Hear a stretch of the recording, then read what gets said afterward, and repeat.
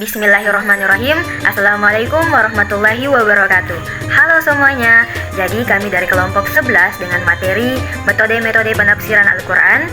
Namun sebelum kita memasuki pembahasan, terlebih dahulu teman-teman harus mengetahui siapa Bapak dosen pengampu dari mata kuliah Ulumul Quran. Jadi nama Bapak dosen pengampu kami yakni Bapak Abdul Aziz Rida SPDI MPD.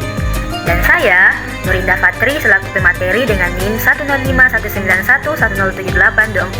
Dan rekan saya, perkenalkan, saya Nurul Fajriya dengan NIM 1051911107124. Pembahasan pertama itu mengenai pengertian tafsir. Tafsir menurut bahasa adalah merupakan al-ibdah dan menjelaskan at-tabyin. Dia merupakan bentuk taf'il yang diambil dari kata al-fashar yang berarti menyatakan, al-ibanah, membuka, al-kashfu, dan menjelaskan al-idharu.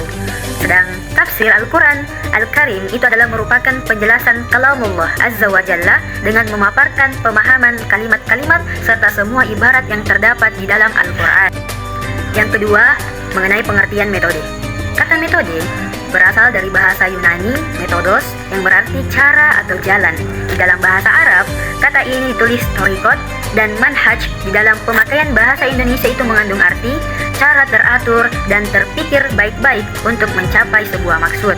Dalam kaitan ini, maka studi tafsir Al-Quran tidak lepas dari metode, yakni suatu cara yang teratur dan terpikir baik-baik untuk mencapai pemahaman yang benar tentang apa yang dimaksudkan Allah di dalam ayat-ayat Al-Quran yang diturunkannya kepada Nabi Muhammad SAW.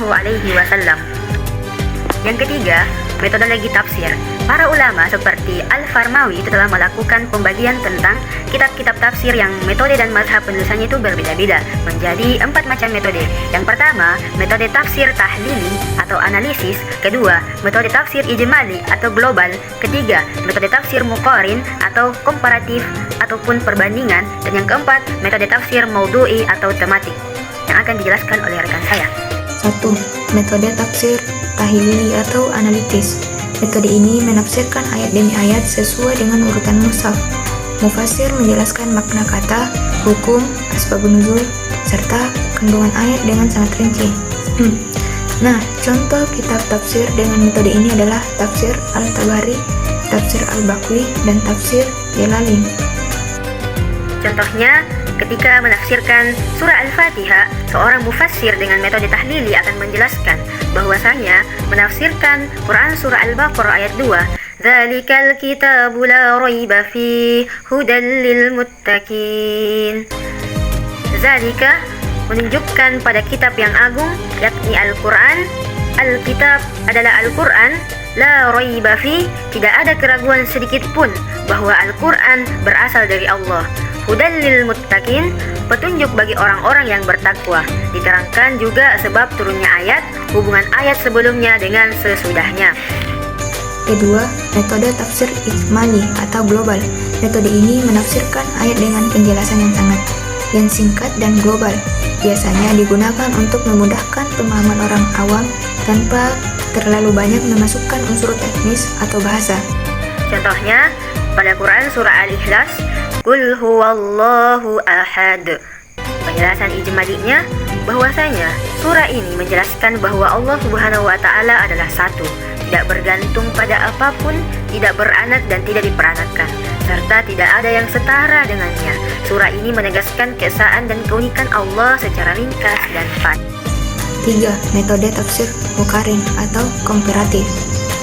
Metode ini dilakukan dengan cara membandingkan ayat dengan ayat lain, ayat dengan hadis, atau pendapat antara mufassir. Tujuannya untuk menemukan makna yang lebih kuat dan tepat, serta menyelesaikan kemungkinan perbedaan pemahaman. Contohnya, perbandingan pada tafsir surah Al-Maidah ayat 73, yang artinya, sungguh telah kafir orang-orang yang mengatakan, sesungguhnya Allah adalah yang ketiga dari yang tiga. Penjelasan muqarin, tafsir Ibnu Katsir menyebut bahwa ayat ini ditujukan kepada kaum Nasrani yang mengatakan Trinitas. Yang kedua, tafsir Al-Jalalain menjelaskan penolakan terhadap keyakinan Trinitas dalam bentuk yang lebih ringkas. Dan yang terakhir, dibandingkan dengan Injil, konsep Trinitas tidak ditemukan secara eksplisit dalam kitab asli Injil. Dan yang terakhir 4, metode tafsir ma'uduhi atau tematik. Metode ini menghimpun semua ayat yang berbicara tentang satu tema tertentu, kemudian dianalisis untuk diambil kesimpulan utuh.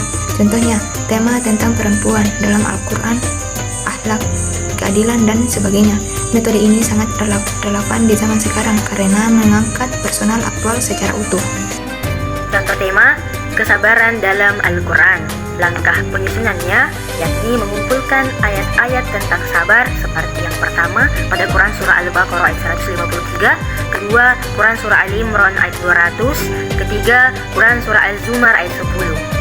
Ini menganalisis jenis-jenis sabar, sabar dalam ibadah, sabar dalam menghadapi musibah, dan lain sebagainya. Menyimpulkan bahwa sabar adalah kunci keberhasilan dan dekat dengan pertolongan Allah Subhanahu wa Ta'ala. Baik, mungkin itu yang dapat kami jelaskan dari kelompok 11 agar teman-teman lebih memahami lagi mengenai metode-metode penafsiran Al-Quran dari ilmu ulumul Quran. Silahkan dicari dari referensi lain ataupun dari jurnal-jurnal lain yang menjelaskan mengenai hal ini. Mungkin itu dari saya dan rekan saya Nurul Fajriyah. Nun wal qalam yawma yasturun billahi fisabilil haq fastabiqul khairat. Assalamualaikum warahmatullahi wabarakatuh.